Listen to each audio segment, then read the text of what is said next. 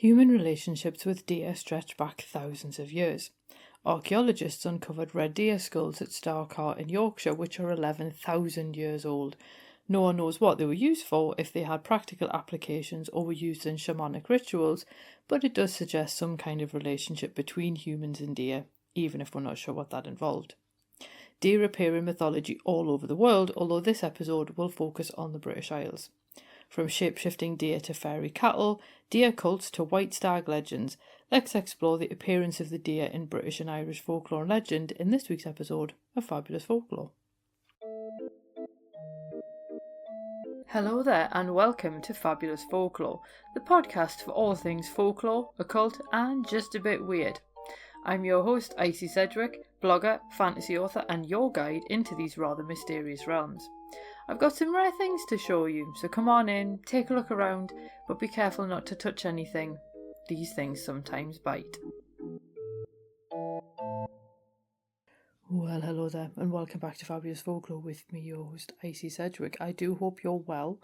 As I'm recording this, the election result in America has just come out, and obviously there are a lot of people online who have feelings about it, and I'm not a political analyst, so I'm not going to comment on the result, but what I will say is that I hope that everybody in America is okay, and obviously everyone around the world who this also impacts is okay, and I hope that you can find Fabulous Folklore to be a little safe space of thinking about something else for a while, is the best way of putting it, and that is not to ignore any kind of reality.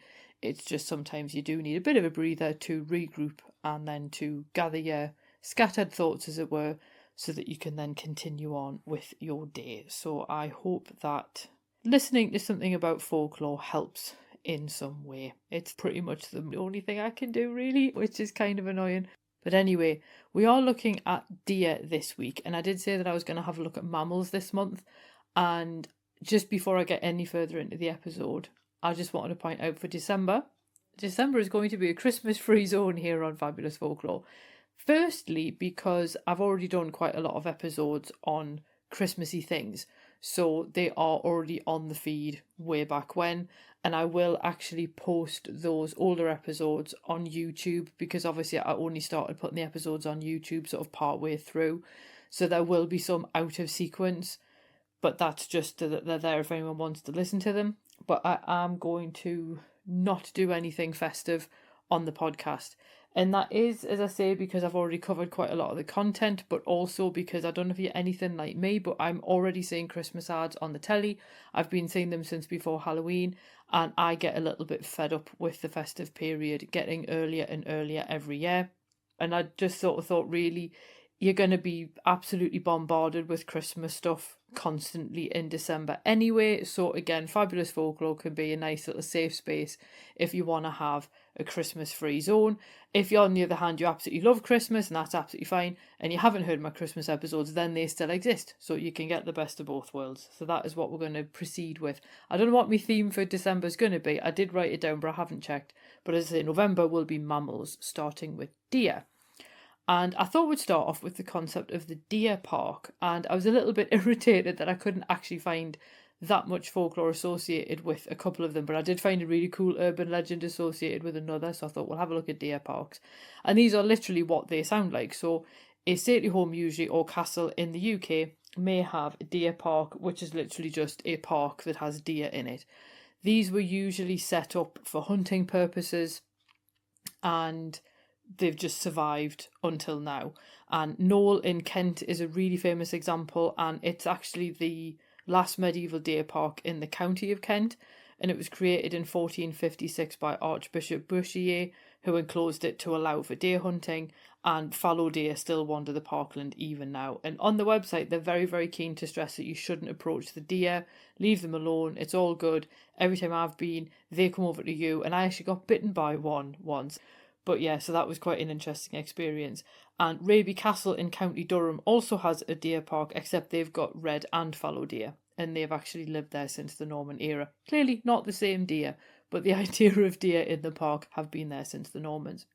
But I did mention an urban legend, and we have to go to Dublin for that, which obviously you may remember I was just in Dublin last week, and yes, there will be a Dublin episode coming. While I was there, completely impromptu as well, I will just say this, I ended up on the podcast for the National Leprechaun Museum at the invitation of Mark Norman from the Folklore podcast, who has been on Fabulous Folklore a couple of times, and I will put the link to that episode in the show notes. So there's the interview with Mark, his wife Tracy, and then me chatting on with Nisha from the National Leprechaun Museum. So I'll put the link below in case you're interested. But anyway, Dublin. Phoenix Park in Dublin is home to around 500 deer, and dates back to its creation as a royal deer park. But back in 2006, there was a radio announcement claiming that a dual carriageway was going to run straight through the middle of the park, with 10-metre high walls screening it from the park itself. The broadcast included crowd sounds from the assembled protesters and even construction work, as if work on the road was actually already underway, and people were protesting the impact that such an undertaking would have on the deer population, who currently just wander about wherever they fancy going, really, within the park. And people were convinced that these massive walls were going to cause problems. Now, as Brendan Nolan points out in his book Dublin Urban Legends, no one seemed to take any notice of the date of the news announcement, which you probably won't be surprised to hear was the 1st of April. And it took until Monday the 3rd of April for the big reveal that it was all an April Fool's joke. And some people obviously haven't caught up with that difference between the times, so they do actually continue to believe that the announcement was real. But I just thought that was quite interesting that there's now this urban legend that at one point they were going to put a road through the deer park, and it turns out it was just a practical joke. But yeah, so I thought that was quite an interesting one to start off with. But now we're going to move on to something completely different, because why not? And this is the deer cult hypothesis. And usually whenever I'm doing an episode, the first place I'll look is obviously some of my books, depending on the topic. For things like this, I'll go to JSTOR first, because there I can access the folklore journal from the Folklore Society, and every now and then you come across these old articles where you're like, wow, this is wow. And this one's from the 1930s, and J.G. Mackay proposed a hypothesis of an ancient deer cult and a deer goddess. And I thought, I'm going to read this because this is going to be really relevant to what I'm doing. Nope. Turns out that much of it depends entirely on conjecture, and an assumption of a pan-European deer cult is literally taken as being conclusive fact without any actual evidence. And Mackay admits that the, and I quote, tales, traditions, customs and references, end quote, that he's based his idea on are scattered through various sources, meaning there's no single body of knowledge from which to draw. So he's basically collected everything together that other people have mentioned to bring them into some kind of order. Now, he does actually admit that the facts only make sense if you view them as evidence of deer cults, and without that perspective, they're meaningless. So straight away, we're off to an excellent start with this idea of a deer cult. Now, one of his starting points is old tales of, and I quote, mysterious feminine characters, end quote, that own, herd and milk deer. And the deer are linked with fairies, and Mackay decides that this, and I quote, could only be explained as the last surviving vestiges of a former deer cult and deer goddess cult, end quote. And you just go, what do you mean could only be explained by? There's plenty of folklore in which deer are fairy cattle. And the link between deer and fairies is interesting enough on its own without trying to bring cults into it. And the link could actually be explained as exactly what it sounds like, the deer being fairy cattle. It's not that it can only be explained as the surviving vestiges of some deer cult. It could also just be that is how people have seen deer, as the cattle of fairies. So to me, that's a better place to start from, because in the Highlands, people consider deer to be fairy cattle, and if a fairy woman transformed into an animal, it would be a hind and only a hind. And that's worth bearing in mind, because witches would become hares, mice or cats by comparison, because witches were mortal women, whereas fairies were supernatural women, so the deer form was reserved for them, and witches couldn't turn into deer because they weren't supernatural. And there are various tales in Scotland of deer being fairy cattle, and I'm like, that's cool enough as it is, you don't have to pretend there's a deer cult there. Let's go with the fairy link instead. Now, Mackay then goes in an even more strange direction by admitting that no one speaks of the deer goddesses as, well, goddesses, and instead calls them the Banshee or the fairy woman. He also links these figures to the Cake, insisting that the deer goddesses are gigantic in stature, and his evidence is, and I quote, "The gigantic stature of these old women, their love for their deer, the fact that their dealings are almost exclusively with hunters, and the fact that each is referred to as a banshee or supernatural woman seems sufficient warrant for calling them deer goddesses," end quote. So rather than actually using the name that they've already been given, a fairy woman, he decides no, they're actually deer goddesses. It's a strange argument, it really is. Because he also notes the lack of domestication of these deer goddesses and their links with the wild, although the same could be said of fairy beings as well. He also dismisses stories that don't fit his theory, such as a legend in which a ferryman rides a deer backwards. The ferryman actually warns a Highlander that heavy snow is on the way before vanishing. And isn't it interesting that a ferryman would ride a deer, an animal associated with fairies? Not to Mackay, who dismisses the story as, and I quote, "too slight to be of importance," end quote.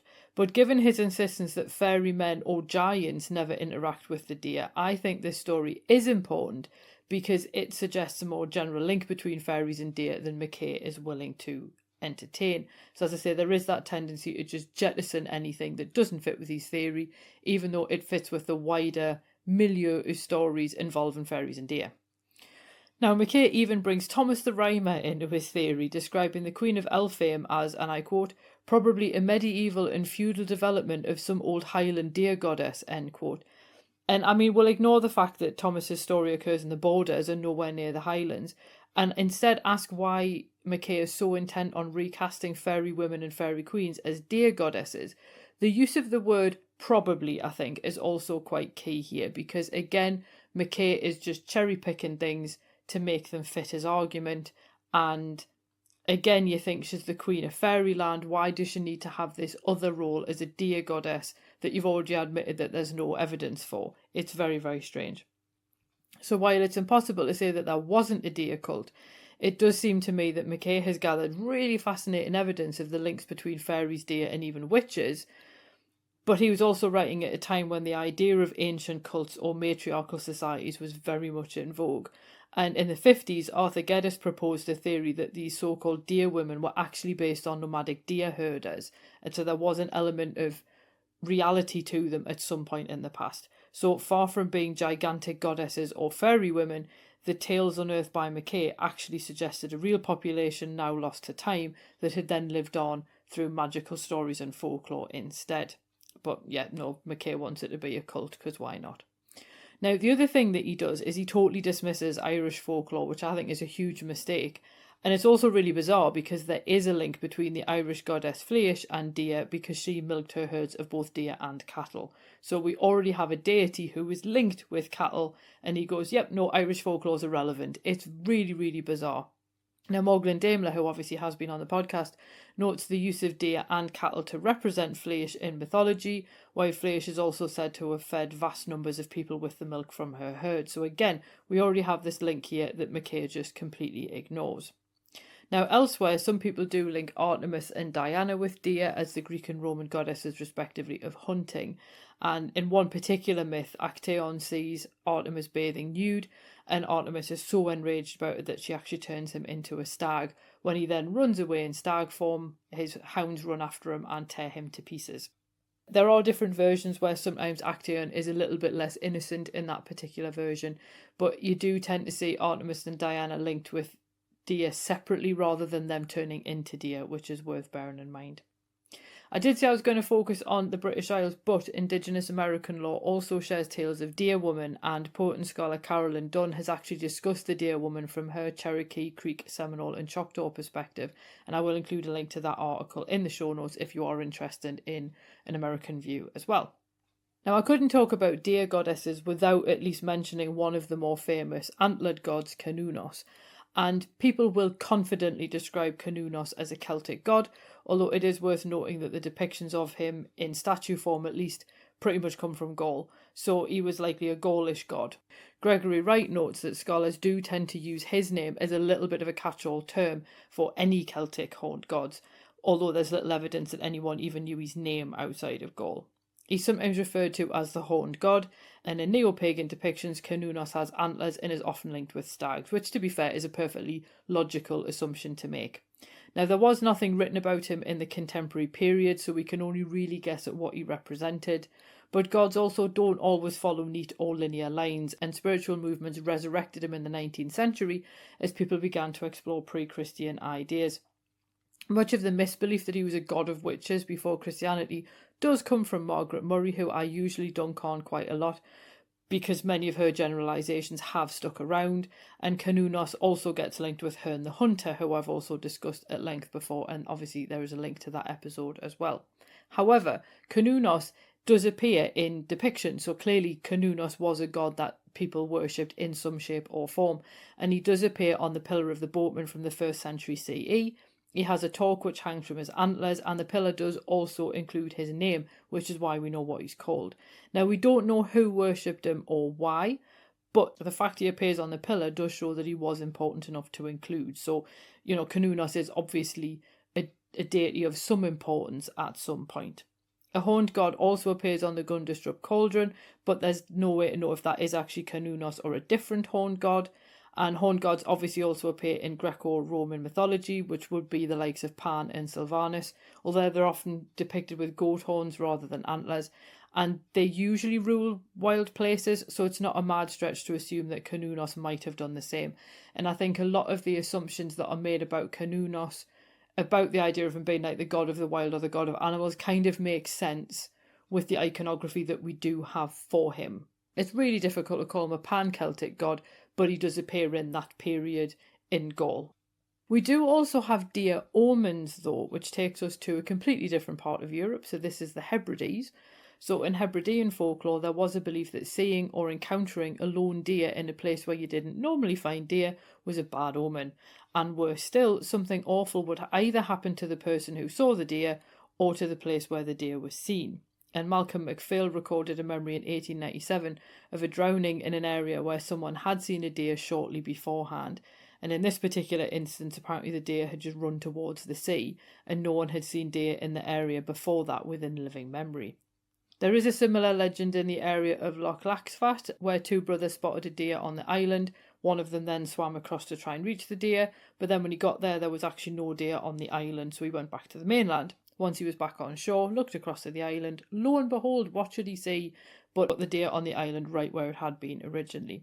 So the brother swam back across to the island, but again the deer seemed to have vanished. He tried to return to the mainland again, but this time exhaustion overcame him and he drowned. So here, seeing a deer in such a fashion became an omen of your own death. And also, I did mention this before about the way that McKay completely overlooked any idea of Irish folklore, and there's actually a much more obvious example. Obviously, I was talking about in terms of goddesses there. So there is actually a more obvious story, which is the one of Finn McCool and Sadhbh. Now, Finn McCool is a very legendary warrior, and he enjoyed hunting with his two hounds. And one day he was out and about, hunting as normal, and he came across a doe in a clearing. Now, Finn didn't know it, but this was no ordinary deer. Rather, this was Sadhbh, enchanted to take the form of a deer. And this was because she'd refused to marry an evil druid who cursed her to take the form of a doe and ultimately be eaten by wolves. But luckily, Finn's two hounds recognised Sadhbh as a human in animal form, and Finn took the deer back to his lands. This broke the curse, and Sadhbh could finally regain her human form. The pair fell in love and married, with Sadhbh falling pregnant soon after.